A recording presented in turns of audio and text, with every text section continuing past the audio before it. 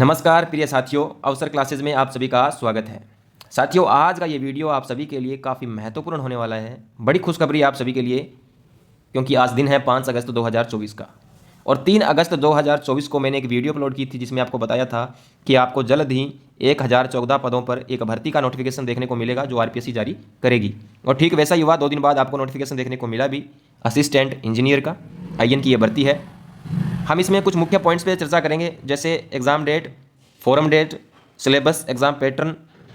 ठीक, इन सभी पॉइंट्स पे हम चर्चा करेंगे, एक एक पॉइंट के बारे में आपको बताया जाएगा। तो वीडियो पे अंत तक बने रहिएगा। चैनल पर पहली बार विजिट कर रहे हैं तो चैनल को सब्सक्राइब जरूर करें। तो यहाँ पे देखिए साथियों, ये जो नोटिफिकेशन है थोड़ी देर पहले जारी हुआ था। यहाँ पर इन्होंने एक एक डिटेल यहाँ पे मेंशन कर रखी है। हालांकि ये मैं एक्सप्लेन नहीं करूँगा यहाँ पे, क्योंकि वीडियो काफ़ी लंबी हो जाएगी। ये आप अपने हिसाब से देख लीजिएगा। पूरी इन्होंने जो लिस्ट है यहाँ पे दे रखी है। हम सीधा चलते हैं यहाँ पे कि सबसे पहले आपकी योग्यता पे देखते हैं कि इसके लिए आपके पास में क्या क्या योग्यताएं होनी चाहिए। तो देखिए यहाँ पे इन्होंने योग्यताएं दे रखी हैं, ये देख लीजिए, ये पूरा बॉक्स यहाँ पे योग्यताएं दे रखी हैं इन्होंने। तो इन्होंने कहा है कि पद क्रम संख्या 1, 3 और 5 के लिए 1, 3 और 5। तो 1, 3 और 5 में देख लीजिए कौन कौन सी पोस्ट हैं। तो एक में है PhD IN सिविल के अंदर, फिर PhD IN मैकेनिकल और इलेक्ट्रीशियन के अंदर, फिर PhD IN सिविल के अंदर, और पाँचवां आपका है वार्ड IN सिविल के अंदर, जिसमें 156 पद हैं। तो इनके लिए जो योग्यता रहेगी वो रहेगी आपकी BE यानी सिविल में, और qualification declared equivalent thereto by the government. ठीक है, BE होनी चाहिए आपकी। इसके अलावा जो पद 2 है उसके लिए भी BE, लेकिन वो मैकेनिकल और इलेक्ट्रिकल में होनी चाहिए। उसके बाद में जो 4 नंबर पद है उसके लिए भी BE मांगी इन्होंने, वो भी इलेक्ट्रिकल में होनी चाहिए, और 6 के लिए BE आपकी मैकेनिकल के अंदर होनी अनिवार्य है। इसके अलावा 7 के लिए, तो 7 के लिए उन्होंने डिग्री मांगी है, वो भी सिविल या एग्रीकल्चर इंजीनियरिंग के अंदर। ठीक है, तो यहाँ पे ये हो गई साथियों आपकी इससे रिलेटेड। अब यहाँ पे आपका वेतन जान लेते हैं कि आपका वेतन इसमें क्या कुछ रहेगा।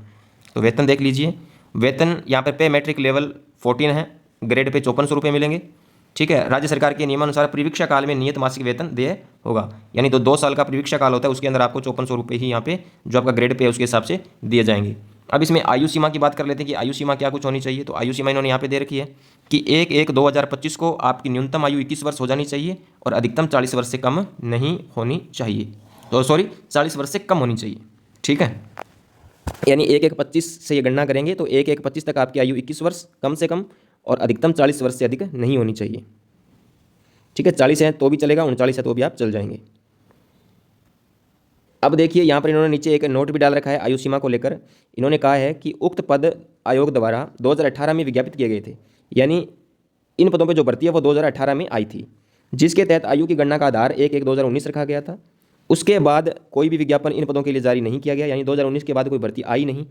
अतः जो अभ्यर्थी 1/1/25 को अधिक आयु के हो जाते हैं, यानी कि वो 40 वर्ष से ऊपर के हो जाते हैं, तो उन्हें नियमों के अनुसार क्या है 3 वर्ष की छूट दी जाएगी। कितने वर्ष की?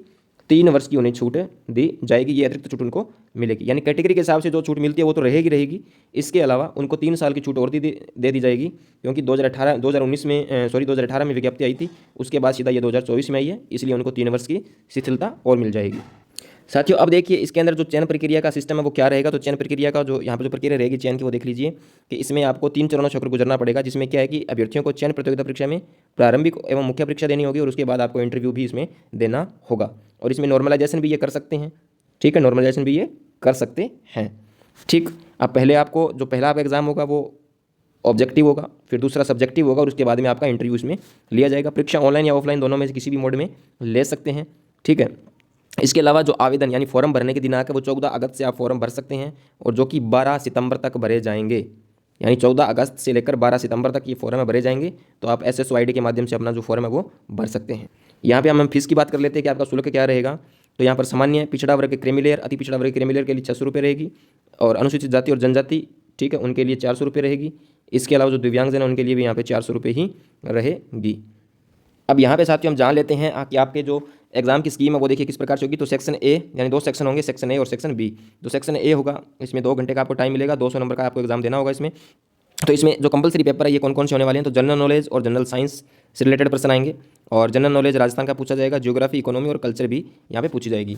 इसके बाद में देखिए यहाँ पर जो ऑप्शनल एग्जाम है, यानी ऑप्शनल जो पेपर है उनके लिए आपको 2-2 घंटे का समय मिलेगा, यानी प्रत्येक पेपर के लिए आपको 2 घंटे का समय यहाँ पे मिलेगा, और प्रत्येक पेपर यहाँ पर 200 नंबर का होने वाला है, जिसमें civil engineering, electrical engineering, mechanical engineering और एग्रीकल्चर इंजीनियरिंग से रिलेटेड यहाँ पे जो हैं वो होंगे।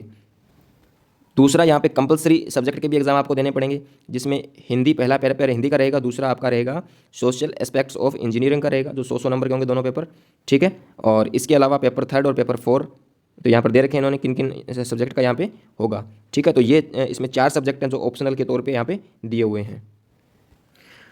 तो ये हो गई साथियों यहाँ पे कुछ मुख्य बातें। अब बता दें कि आपका एग्ज़ाम कब होगा, ठीक है, यानी एग्ज़ाम डेट। तो साथियों एग्ज़ाम डेट अभी इन्होंने यहाँ पे मेंशन नहीं की है, लेकिन एग्ज़ाम डेट के बारे में भी जल्द ही आपको इन्फॉर्मेशन मिल जाएगी। उसके अलावा इसका कंप्लीट सिलेबस भी अभी नहीं आया है, जैसे ही साइट पर अपलोड होगा तो उसको लेकर भी आपको जो इन्फॉर्मेशन है वो मिल जाएगी। इसलिए आप चैनल को सब्सक्राइब करके रखें ताकि प्रत्येक भर्ती से जुड़ी हुई जानकारी आप तक पहुँचती रहे, और इस वीडियो को लाइक करें और ज़्यादा से ज़्यादा शेयर भी करें। धन्यवाद।